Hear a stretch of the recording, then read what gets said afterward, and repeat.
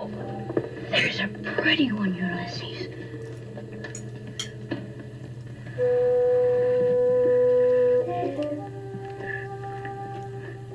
There it is. Hello, BookTube. Welcome to my channel. My name is Shawn. My channel is somewhat newly renamed. I'm not probably going to keep saying that much longer. Shawn Breathes Books, and this is a momentous Friday Reads because it's the first outdoor alfresco Friday Reads of 2024. It's been a crappy spring, and this is really the first Friday that it's been nice enough where if the temperature was warm enough, it was raining or whatever, that I've been able to get outside. So how lovely. I also, as an aging booktuber, I can't do an outdoor video when I have a lot of books to carry because I can't carry a lot of books anymore. Oh dear. This is a Biden-esque admission on my part, but I don't have many books with me today, so here we are, and I'm in a great mood. It's going to be a great day. I hope the sun doesn't come out because that's going to wash me out, and maybe I'll have to move to another location, but I don't have much to say, so let's just get on with it. I've had a great week. No personal news, nothing going on, but everything's good. So I'm going to talk about Patreon in a minute because that's been very exciting. And also to tell you that I found out a couple days ago that Rose Ruane, who was my mystery guest maybe 3 weeks ago now, the author of Byrne, she was recommended to me by Orla Owen during her mystery guest chat, and then she was my mystery guest a few weeks ago and knocked all of your socks off. I'm 12 pages or something into her novel Byrne and loving it, but I'm not ready to check in on a preliminary basis. But I found out that Rose Ruane is the guest on the most recent episode of the Backlisted podcast. And I just listened to the first few minutes walking over here. So I haven't gotten to the part where she talks about the book that she has brought to the podcast, but it is by a Canadian author, and I haven't read it, nor have I heard of it, so I'm going to have to hand over my Canadian passport to Rose Ruane, because this was a book that she's championing. I think the British title is Gaining Ground, and maybe the Canadian title was Abra from 1978 by Joan Barfoot. Now, I've heard of Joan Barfoot, but I've never read anything by her. Her 2002 novel, Critical Injuries, was longlisted for the Booker, and she won the Marion Engel Award. And there's Rose Ruane from Scotland championing this Canadian book that I've never heard of. So do have a listen if you're interested. She's a very entertaining and erudite person. So she's going to be back on my channel probably twice more this year. One of them is a secret, but I will have a long-form chat with her about birding once I finished. But in the meantime, do check out this backlisted episode. I've just gotten a bare start on it, and I'm already loving it. Patreon. I have 2 new patrons to tell you about, so whatever's happening in the universe, I hope it continues. One of them is somebody named Adam. I don't think it's that Adam, but this Adam didn't give any address, so and I've written him to say, send me your address and I'll send you a bookmark. I haven't heard back from him. But anyway, Adam is a new book buddy patron, so welcome, Adam. Thank you so much. And she's not old, but my former English prof from back in the 90s, who is a dear friend today, who I'm eventually going to have you meet on my channel. It just hasn't worked out because she lives half the year in Italy. Kathy has taken out a year's membership at the Book Buddy tier, and I didn't expect that. I don't expect my friends in real life to do this sort of thing, but she did, and I'm very grateful. That serves as a reminder that if you pay for a year's membership in advance, you get I forget what percentage of a discount, so you can check that out if you wish. But 2 new patrons this week. And also, I think there's about 2 weeks left on the poll for to vote on the next book, and probably the next 2 or 3 or maybe even 4 books for the book club. I think I'm going to rename it my Patreon book club because read along is kind of confusing. But anyway, when I set the poll up, I think I accidentally set it to run for a month. I think pretty much everybody's voted, but there's still time. You got about 2 weeks, at least 10 days to vote, and then we'll read the top voted book first and so on. So that's all fabulous. All right, so without further ado, here is this week's mystery guest. Well, today's mystery guest is not only a novelist, but also BookTube royalty. This is Katie of Books and Things, joining us from London. Hello, Katie. Hello, very nice to be here. It's so great to finally meet you this way after having been a big fan of your channel for all these years. And you are, I believe, the founder of Victober and have kept that going for what is it now, 8 years? I think this Victober will be the 9th Victober. Yeah, so 8 years because sort of yeah. And your second novel, The Trouble with Mrs. Montgomery Hurst, is coming out on July 18th. Congratulations. And tell us about this novel. I will, and I'll hold up because the finished copies came in last week. So yes, which is very exciting. So yes, The Trouble with Mrs. Montgomery Hurst is set in the very early Victorian period, so 1841, and it's about this fictional town of Melford in the fictional county of Wickenshire and all of the people who live in it. So it's a bit of a comedy of manners, kind of Jane Austen, Anthony Trollope, Elizabeth Gaskell feel. And basically, at the beginning of the novel, one of the local gentlemen, a man called Mr. Montgomery Hurst, gets married. But everyone in the neighbourhood is expecting him to marry sort of one of the daughters of the local gentry, but he doesn't. He marries a widow with 3 children who no one has ever heard of, which kind of shocks everyone. So the book is basically about the ripples of this event and how it affects everyone in the neighbourhood. So Mr. and Mrs. Montgomery Hurst are kind of the heart of the novel, but actually we more follow the other characters who are affected by their marriage. In this description you've just given us, and in what I've heard you talk about in your own channel, you're being a little coy about who the Mrs. Montgomery Hurst is, and I assume there's a good reason for that. Yeah, I think just because she is a mystery for quite a few chapters in the book. So Mrs. Montgomery Hurst doesn't appear. I can't remember what page it is now that she appears. She isn't introduced right at the beginning, and you don't meet Mrs. Montgomery Hurst for a little while, though you meet a lot of other people. And kind of one of the things I wanted to do in this novel was write a book about gossip. So we never see anything from Mr. or Mrs. Hurst's perspective. We see everything from the other characters' perspectives, and we get their opinions on Mr. and Mrs. Hurst. So you don't really get to know Mr. and Mrs. Hurst. You just get to know what everyone is saying about them, because, you know, it's a small town novel and it's the early Victorian period and the society that is kind of really led by gossip and other people's opinion on you. So I kind of wanted to make that like part of the book, I guess. So you're not going to tell me, you're not going to tell us what the actual trouble is with Mrs. Hurst. Well, the trouble is that everyone is talking about her, and the trouble is that no one approves of her, I suppose, because she isn't the person that they expected him to marry, and because of his social position. In a way, the trouble with Mrs. Montgomery Hurst is just that she isn't what everyone else expects in this society that is full of expectation. Do we ever get inside her head, or do we ever actually get kind of the true version of her, or is it are we left second guessing all the gossip that we've heard, and that's part of the enjoyment of the novel, is not really ever knowing? We do get to know more about Mr. and Mrs. Hurst. So there are quite a lot of different characters in this book that we follow, and one of the characters who we sort of follow the most is a young woman called Amelia Ashpoint, who kind of befriends Mrs. Hurst and gets to know her a little bit more. So we kind of get to know more about the truth about Mrs. Hurst and get to know her more as a person, I guess, through Amelia. So this is your second novel. Did you have a particular trouble with this? They say a lot of writers talk about second novel syndrome. How did that go for you, Katie? So I don't think I really had second novel syndrome, because Hartwood Hall was very much not my first book. It was my first published novel, but I think I counted. I think it was the 13th novel I had finished. And I think a lot of the people who have second novel syndrome are the people who sit down and write a book for the first time, and that first book gets published, and then they have to try and write a book again, and maybe they were working on that book for 5-10 years, or maybe they weren't, but it was just the first thing they'd ever written. And I think if you're in that situation, writing a second book could be so daunting. But I think for me, it took me such a long time to get published. I've been writing for such a long time, like embarking on a second novel wasn't an issue because I have written many books, and I think Hartwood Hall, it was not the first book I wrote. It was just a matter of the one that managed to get across the threshold. Also, I actually have been working on The Trouble with Mrs. Montgomery Hurst for a really, really long time, on and off. So I actually wrote a first draft of this well before I wrote Hartwood Hall.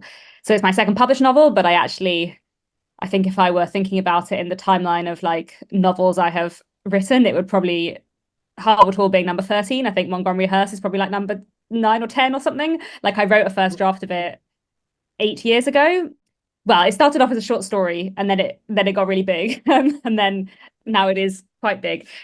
So this is a book project that I've been working on like on and off for a really long time. And I completely rewrote it over the last few years. But the characters have been in my head for a really long time. It's a project that I really, really love and that I always knew I wanted to come back to. But yeah, so in that sense, it hasn't felt like a regular second novel, I guess. But I'm very excited now that it's coming out into the world.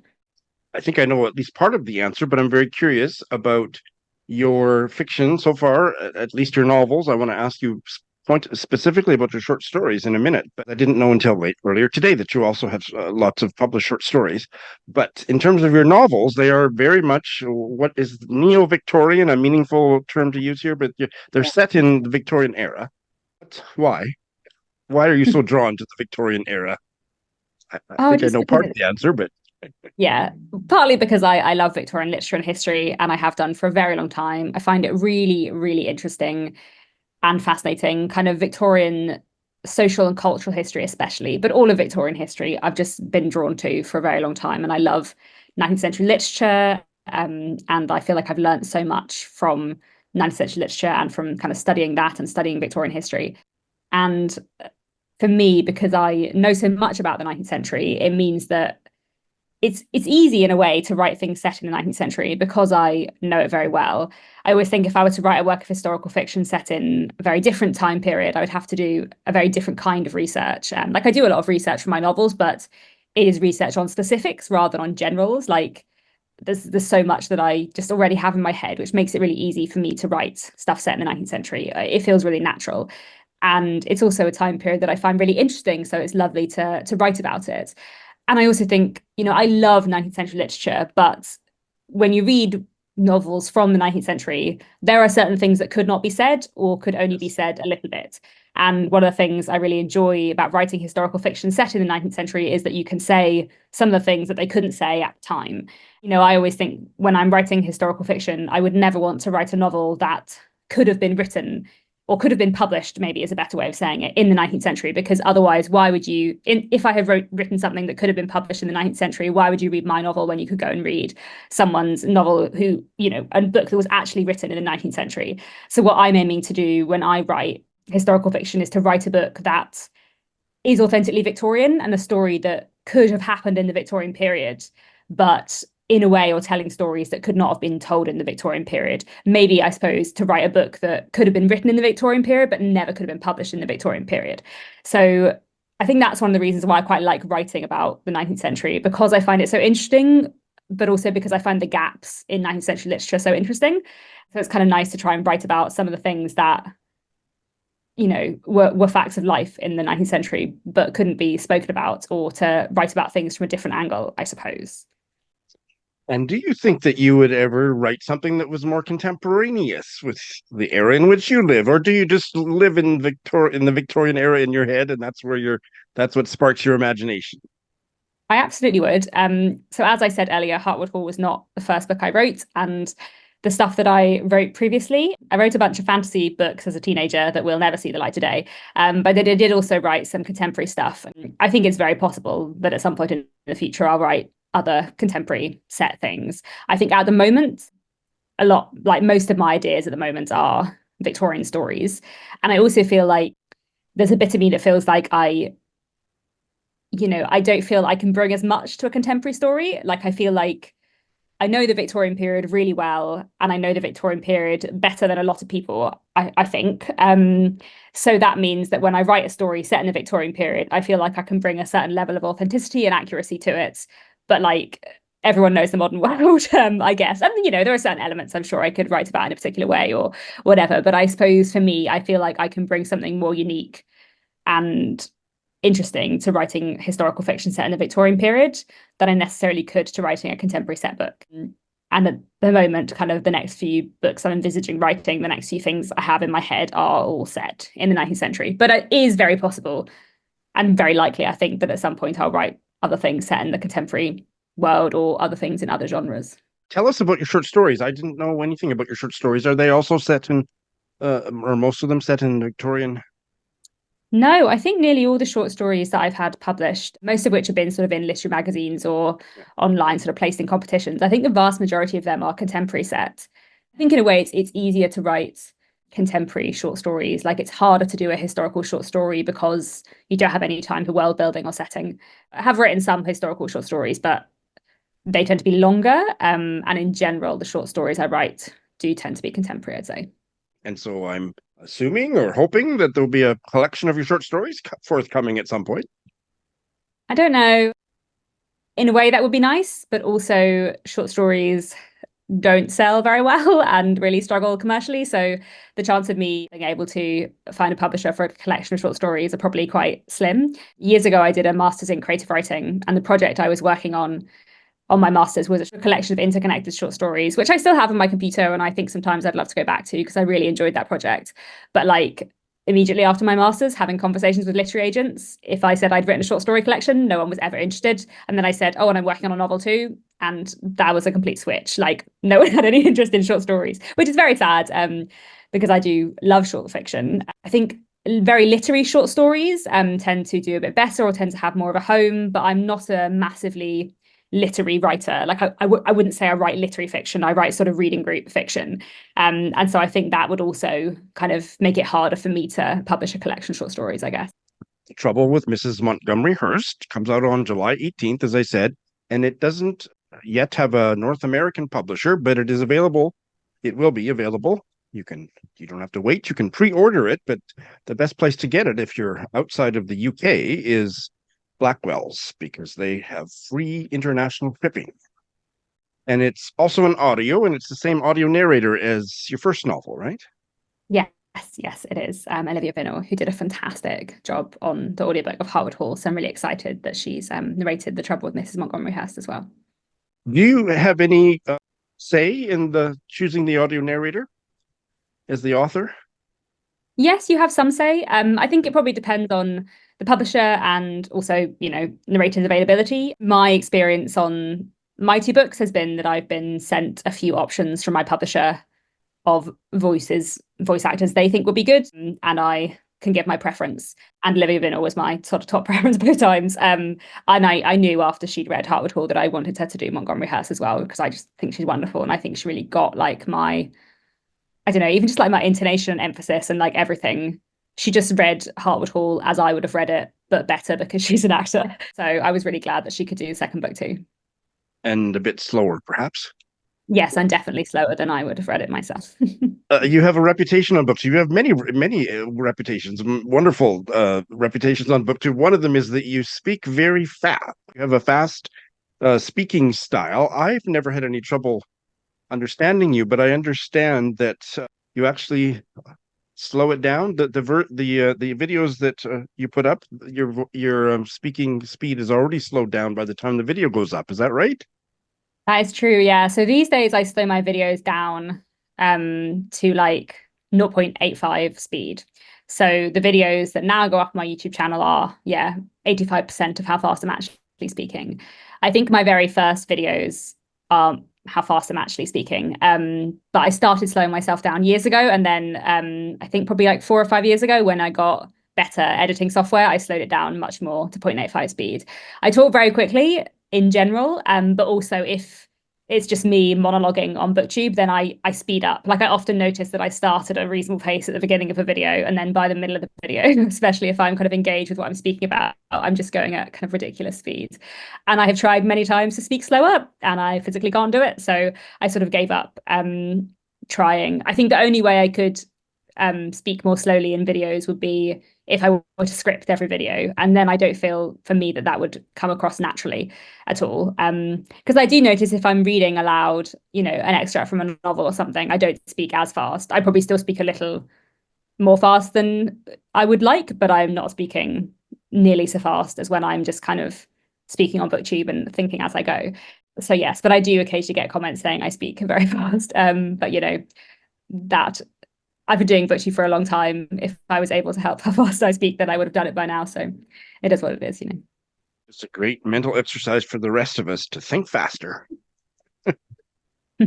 So you wear many hats. You're a novelist, you're a BookTube royalty, and you work in the publishing industry. So how do you juggle all that, Katie?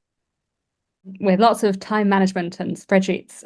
But yeah, so I I've been writing for a very, very, very long time, but it's only been kind of the last few years that I've become a professional author and having sort of novels published, which does make things harder to juggle. I think I have always written around like school and work, and I think it's perfectly possible to write a novel while working full time.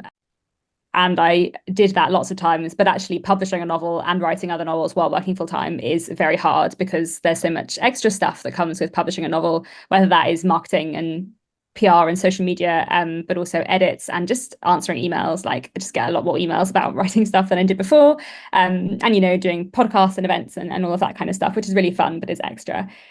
So 2 years ago, kind of a few months before The Secrets of Hartwood Hall came out, I went freelance. So I've been a editor working in publishing for a long time, but I'm now a freelance editor. So rather than working for one publisher, I kind of work for lots of different publishers, taking on various editorial projects, kind of a job at a time. And I do sort of copy editing and proofreading, but also the kind of earlier stages, structural and line edits as well, which is really fun. I like all that work a lot. And it is the work I like most. Like when you're an editor in a publishing house, maybe like a third of your job is actually working with the words. There's a lot of other stuff you do. Whereas as a freelance editor, it's all working with the words, which I really love. So I am sort of part-time freelance editing. It's not quite full-time in order to give me a bit of extra time for writing and also for booktube, which I love and is really fun, but obviously it does take up a lot of time, as you know. So I guess there's a lot to manage, but I like organization and I have a lot of spreadsheets, and I try to be quite good at like tracking my time, tracking how much time I spend working on everything. You know, if I work on a weekend, then I try and give myself a day back in lieu later in the month and that kind of thing. So I try to be quite sensible where I can. I was interested now. I've gotten confused about whether it was in an interview that I heard on Confessions of a Debut Novelist or whether it was an interview that I read, but where you talked about how working in publishing gave you I don't know this is the term you use, but I would paraphrase it as a certain amount of kind of compassion or encouragement for yourself, that your struggle to get published, that you were working with a lot of great writers that were also struggling with getting published, and that was all kind of worked toward just keeping going with your own writing. Can you say a little bit about that? Yeah, I feel like working in publishing changed my perspective on being a writer in many ways, and kind of vice versa. Like I feel like I'm a better editor for also being a writer in some ways because I understand what it is like to get edits, I guess. But also I've worked in publishing for a long time, and there was one publisher especially I worked for where I worked on a lot of debut authors because it was a newer publisher, and that was always a really lovely process. And I also spent lots of time reading submissions and kind of reporting on submissions and talking to colleagues about submissions. And one thing you learn if you work in the publishing industry is that there are so many reasons why publishers decide to acquire books and why they don't. And there are so many reasons why literary agents choose to take on books and why they don't. And the fact of the book being good is just a small part of that. Like there are so many other reasons, and publishers, editors, and literary agents all have their own individual taste. Often as well, they'll be making decisions about what else is on the list, what other books are they publishing, and how does this book fit alongside the other books they're publishing, and how are we going to package this book, and who would it appeal to, and is this a good debut novel, or is this taking too many risks for us to put out into the world as the first thing that people will read by an author. And there are so many decisions that go into whether or not a publisher acquires a book, and there's so much chance and luck and timing that I do think that really helped me, because as I said, it took me a long time to get published. I had a literary agent for a number of years before I got published, and I had several books out on submission that didn't get picked up and sort of had no luck, but I kind of knew from working in publishing that so much of the time it is a case of a wrong book, not a wrong author. And a lot of the time, if you just keep writing more and more books, one idea will hit and one idea will work. And I thought very carefully with The Secrets of Hartwood Hall. I really wanted to write a book that I thought was publishable, and I wanted to write a book that I, as an editor, would know exactly how to publish. So that is kind of what The Secrets of Hartwood Hall is. And I also had a wonderful time writing it, and it was a complete joy. And it contains so much that I love, but I did set about writing it quite purposefully to write a publishable, commercially viable novel. Whereas the trouble with Mrs. Montgomery Hurst was the passion project I was working on for years before Hartwood Hall that I knew would struggle as a debut more, because it has a less like immediately clear hook. And I hope there is a lot in it that's really interesting. And personally, I think it's a much better book than The Secrets of Hartwood Hall. Like I love it more. But I feel like it can be hard to find the right book to be a debut because publishers are so wary about debuts and because that is the thing that is launching your career.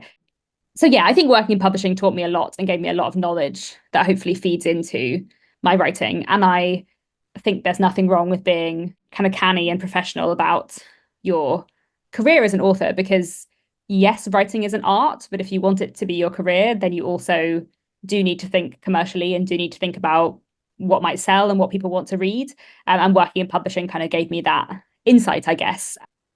Well, and I also think there must be a certain indefatigability in your personality and any successful writer's personality, because all those variables that you listed, there would be a certain kind of personality, probably mine, that would be pessimistic about that and just give up.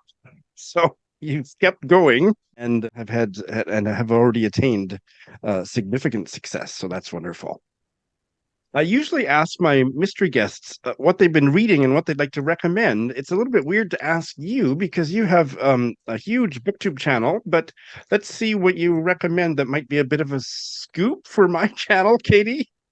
And something that I haven't spoken about or yet. haven't spoken about in a while, or haven't spoken about yet, or... So I'm currently reading, and I haven't spoken about it yet on my channel. So I'm nearing the end of The Heir of Venus by Laura Shepperson, and this actually isn't out yet. This isn't out till August. But this is a Greek myth retelling. Well, a kind of retelling of the Aeneid, but from the perspective of all the women in Aeneas's life. And it's really, really strong. I loved Laura Shepperson's debut novel, The Heroines, and this is fantastic too. So I've been really enjoying that. It's currently Jane Austen July on my channel and on lots of places on BookTube. I know a lot of people are taking part and enjoying Jane Austen July. So maybe I'll give a recommendation for Jane Austen July. I do feel like I give a lot of Jane Austen and Jane Austen adjacent recommendations all the time.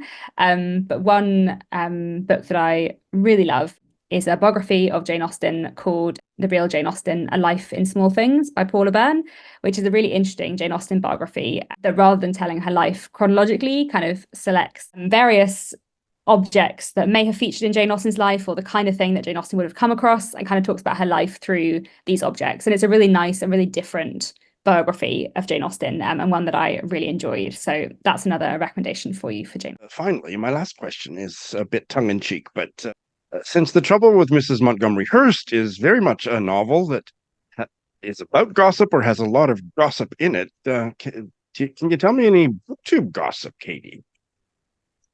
I don't think I have any BookTube gossip. I'm not really a gossip person. I say that having written a whole book about gossip. I think gossip passes me by. Maybe that's why I wanted to write about gossip. I don't know. I think I might have to buy you a drink or two, or at least turn the recorder off before I get the goods. But anyway, Katie, thank you so much for, in all of your busy time and with all your wonderful time management skills, making a little bit of time for me. I really appreciate it. Well, thank you very much. It's been nice to be here. What a delight to finally talk face-to-face with Katie of Books and Things, and her new novel sounds fabulous, and I think all of you probably follow her on her channel, but I hope that I asked her a few questions nobody else did in all the publicity that's coming out, and that you enjoyed it, because I sure appreciated and loved the chance to chat with her. I've got 3 videos posted this week, which felt like a real accomplishment. It's been a few weeks since I've been able to do that. The book haul that I didn't get put up last week, it went up on the weekend, and then I had another episode of Zooming In that was taped way back in January. The good thing about those interviews is they don't grow stale because they're about kind of timeless topics to do with reading or whatever.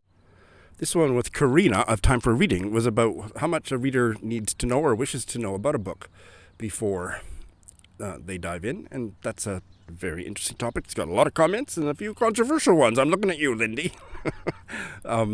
Very much worth your time. And then late last night, I finally filmed and posted my mid-year book freakout tag. Well, that was fun.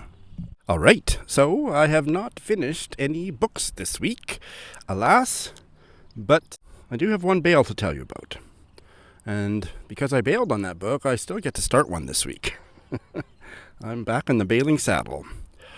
I really disliked the first 22 or 27 pages of this Irish novel that everybody and their dog seemed to love. Claire Kilroy's Soldier Sailor, but I do feel not so lonely in having a really deep dislike for it because my buddy reader, Sonia of An Enthusiastic Reader, also disliked it. I don't know if she bailed.